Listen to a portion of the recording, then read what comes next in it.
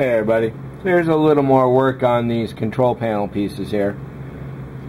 One thing I did was when I was test fitting these parts into the slot there, I realized that the paint had built up rather a lot, and since I'm going to be putting a lot of fiber optics through here, I just took a file and basically made each slot just slightly bigger than it used to be for a little better fit.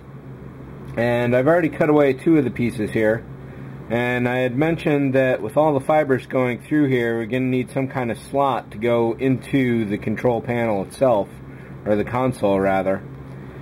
So what I did here was I took my Dremel with a much larger bit on it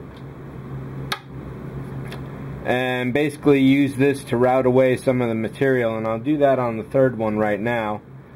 This is the first piece I did, and you probably see here that I cut away a little too much there. The drill went through. There's a little tiny hole right there.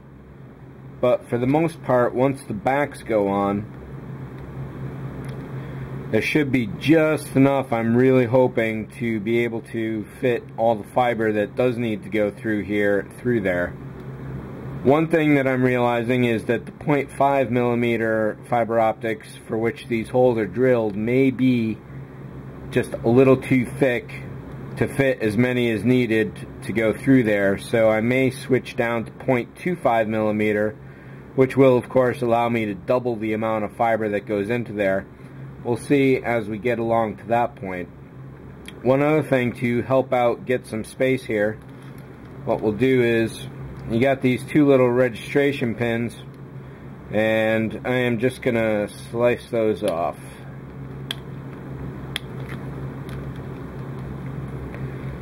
Every little bit of space counts in this case.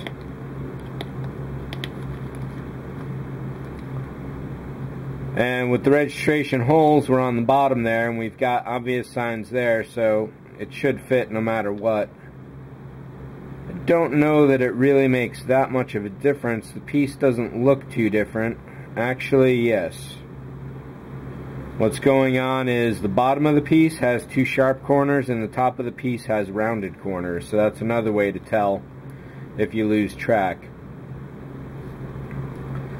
So you can see here, this hasn't been drilled out yet, and let's do that right now. I've got the Dremel set at about just under 15,000, and what I'm doing here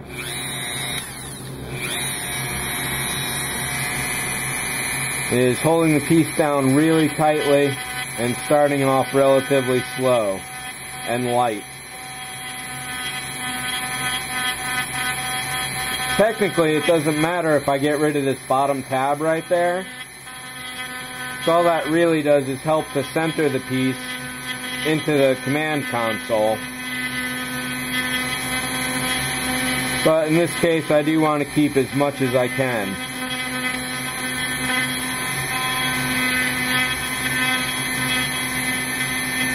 So I'm trying not to let the drill sit in any given place for too long here, because that's what caused that gouge on the one piece that I showed you.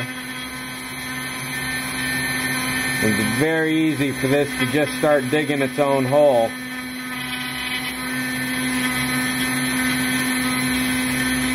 What I'm looking for in the plastic is indications of the beveling on the far side coming through, and we're just getting to that point now.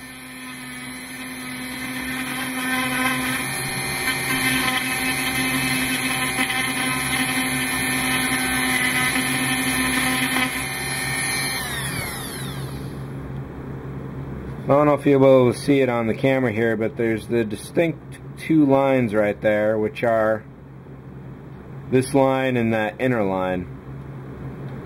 Let's blow some dust away here.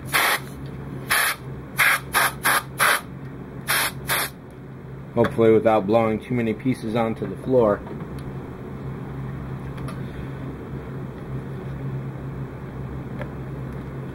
So now,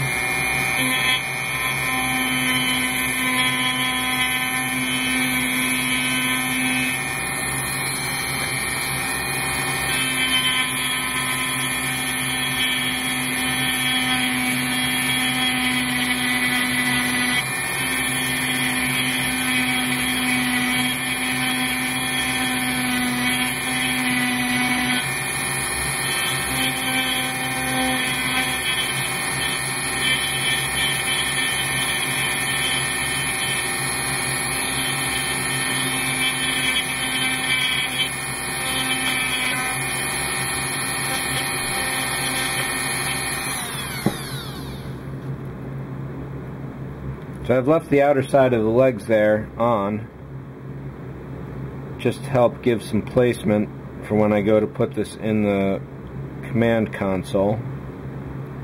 Let's clean this up a little with the X-Acto here. Be very careful when you're dealing with blades, of course.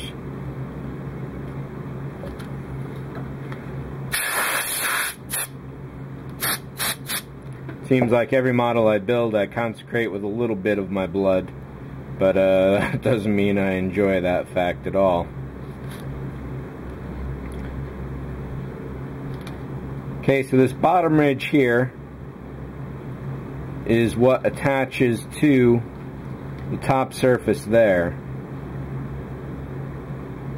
It looks like we can carve out just a little more. Rather than going with the drill, I'm going to try and X-Acto this out.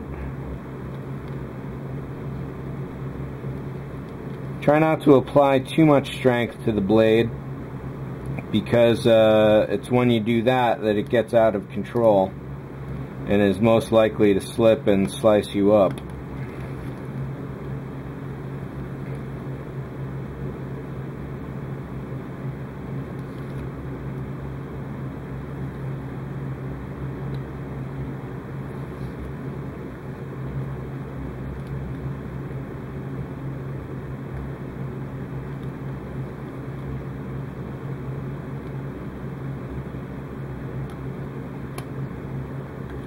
On each of these, I'm trying to get as much of this bottom piece carved away as possible to give me as much room as possible for the fiber optics. I'm not going to know if there's enough room until I actually start threading. What I'll probably do is start with the 0.5s, see how that goes on one piece, and then if that doesn't work out at all, I'll switch over to the 0.25. But that's pretty much it for this operation right here. That's a fair amount of room, which I'm hoping will be close to enough, but you really never know. An alternative to this would be to cut some much bigger holes in this whole area, even wipe away this entire front piece underneath there, and simply replace it with a little slice of styrene stock. I'd like to avoid that and keep this as original as possible. We'll see how it goes. Yeah, I'm really just looking at this. I know that 0.25 is going to be the only way to go. And even that's going to be a really tight fit.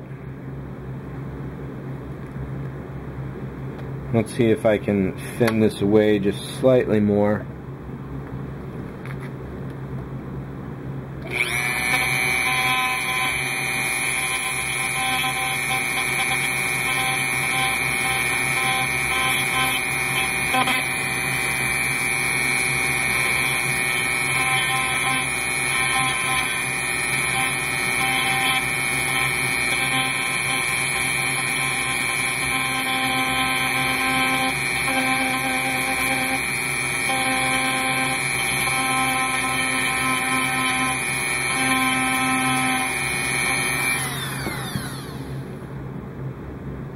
Basically, however paper thin you can get this is as paper thin as it needs to be.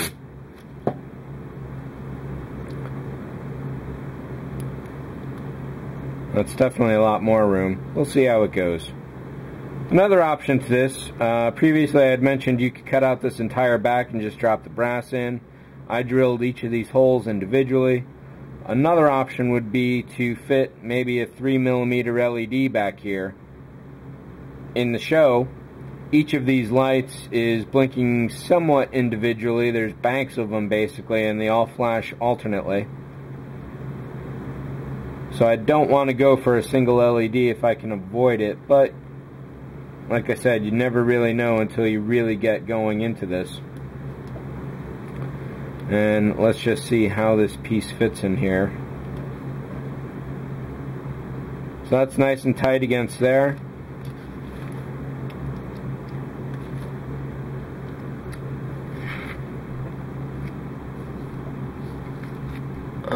Sorry about that. Let's keep it in shot. So that's nice and tight against the back, and it's nice and tight against the front. Now the back here is what's going to be seen most easily from the front window of the ship, so you definitely don't want to do too many changes to this. The front side is going to be less obvious even if you pull the top of the model off, simply because the angle down there is so sharp. So we might be able to get away with running some fiber in there and cutting away this front if we really have to, and covering that with a bit of strip. The thickness itself shouldn't really matter too much at this scale and this size and the angles you're going to see it at. And we'll take a look at that when we get to it. Another thing I'm going to be looking at pretty soon is storing pieces when you're not using them. Just for a quick example,